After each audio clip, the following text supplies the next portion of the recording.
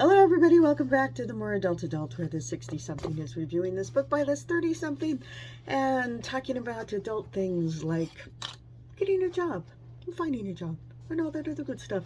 And so we talked about networking, we talked about sprucing up your resume, we talked about getting the interview, we talked about not bringing your mom, and we talked about negotiating your salary. And then today we move on to step number 151. Some industries require an internship. If so, go get one. So for a lot of glamour industries, this is the only way in. You don't necessarily need to wait for an internship posting. You can certainly take initiative and ask someone who is not at the very top but a few rungs down about the possibility of an internship. So basically an internship is where you go and learn the craft.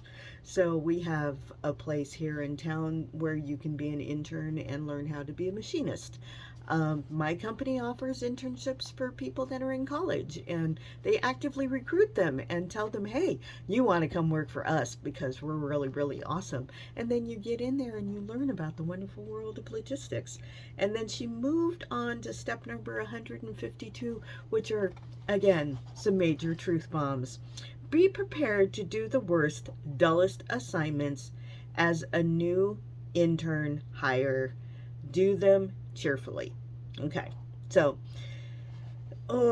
this is unpleasant, but it's so true. It's almost every profession. You have to pay your dues. The bottom line is, as I constantly tell the new people on my team, repetition makes masters. Because that's how it works. Because the first time you see an internal computer system, and maybe you started out on punch cards and AS400 systems, and you knew how to program in BASIC and COBOL, but now all of a sudden you're looking at things that are all app driven and in the internet, and people are doing stuff with Excel that you could only, like, really? It can do that? Like cut and paste from a picture and it automatically lines it up into the Excel if you do it a certain way. Oh yeah, scary stuff. But to get to that point where you can go, oh yeah, I got it. You have to go through the, oh, I don't got it. But you just repeat. Rinse and repeat. Okay, I don't have that today, but I know that with time I'll get it. But anyway, so she says, but what separates those who will in time get in hand off their own boring assignments to future interns is a willingness to do this stuff like it's the most exciting and important task of your life. You are thrilled to type up all the weekly senior center activities in town. God, you would love to get to this person, you get this person some coffee, etc. The key here is to not employ the sorority style, like everyone was in a sorority. So the sorority style, yay! And I even know how to do that, and I wasn't in a sorority. So anyways, enthusiasm, but rather the sort of serious enthusiasm with which you might set off an epic quest in a big budget fantasy trilogy. Summon all of your latent acting talents. So yeah, I mean, there's sometimes that you're going to be asked to do stuff, and depending on what office you're in and whatever the office environment is, which we're going to get into tomorrow, yeah, you got to start out doing the S jobs. And I'm sorry, that's just, when you start out at my grocery company, you start out as cart boy. And then after you've been there for a while and that they've discovered that you've got a brain in your head, then you move you on to cashier.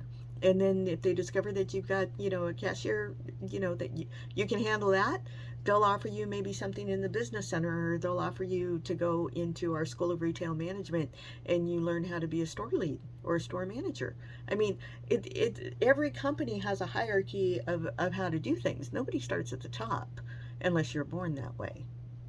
But even then, you've got to prove that you got a brain in your head. So anyways, that's it for today. And like if it's a job that requires an internship, like nobody teaches glass blowing. Okay, so if you're going to learn how to be a glass blower, you can do a bunch of YouTubes, but you're going to have to physically get in there and do glass blowing before you can be a glass blower. Same thing with tattoo artists. They give you fake skin or a pig. to work on before you actually work on a person. So don't think you're going to be automatically a great tattoo artist just because, you know, you got a machine. That's scary stuff. But anyway, so day number 55. We only got 5 more to go of my sister's earring bonanza.